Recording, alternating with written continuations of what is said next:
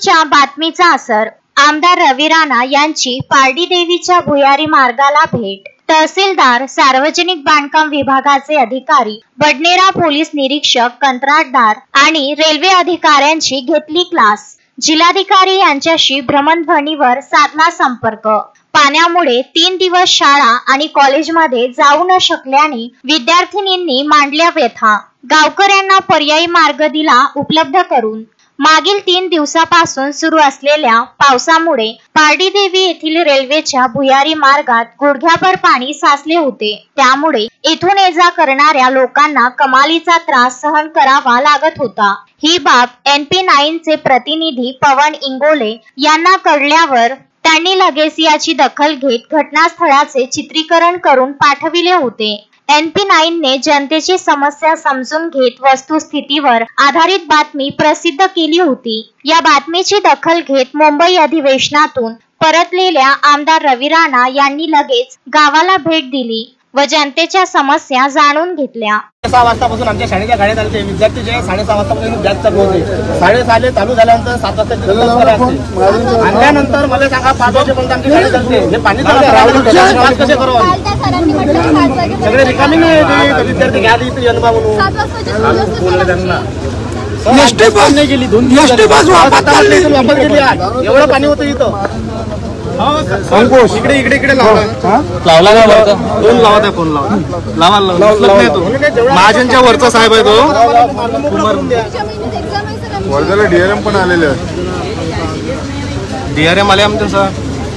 कुठे आणि तुम्ही जर म्हटलं सर ती एकदम योग्य आहे. याला भूल पाणीच आहे. त्यामुळं पुढे पाणी नाही होते.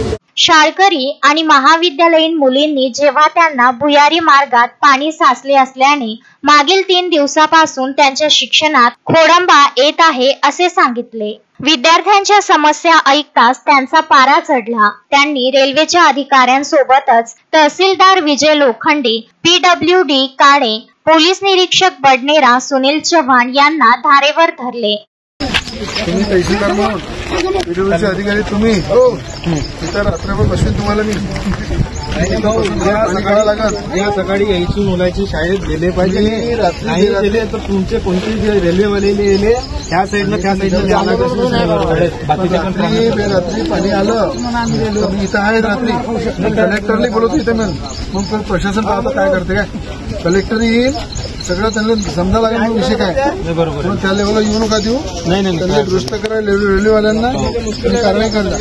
त्यांना एक पत्र द्या. इथे कायदा सुव्यवस्था बिघडत आहे. ही कृती आहे म्हणून आणि कायदा सुव्यवस्था बिघडत असल्यामुळं त्या रेल्वेचं पाणी आणि त्या कॉन्ट्रॅक्टरला एक संबंध आहे. अर्जामध्ये तिथे गुन्हा दाखल केला जाईल. ही सगळ्यांची भावना आहे. लगेच जिल्हाधिकारी आशिष येरेकर यांना कॉल करीत त्यांना वस्तुस्थिती पटवून दिली आणि संबंधित विभागाच्या अधिकाऱ्यांवर कारवाई करण्याचे आदेश दिले. अगर कल से ये हुआ तो बहुत बड़ा इशू बन जाएगा इसका. क्या नहीं कानून मोटर लगाना है, आदमी लगाना है, लगाओ. और ये पूरा मेरे को क्लीन होना. पानी और आने वाले 2 महीने. तो पंप 2-3 पंप से नहीं होगा. 4-5 पंप लगाओ. लगा दो और कंटिन्यू चलते रहना चाहिए.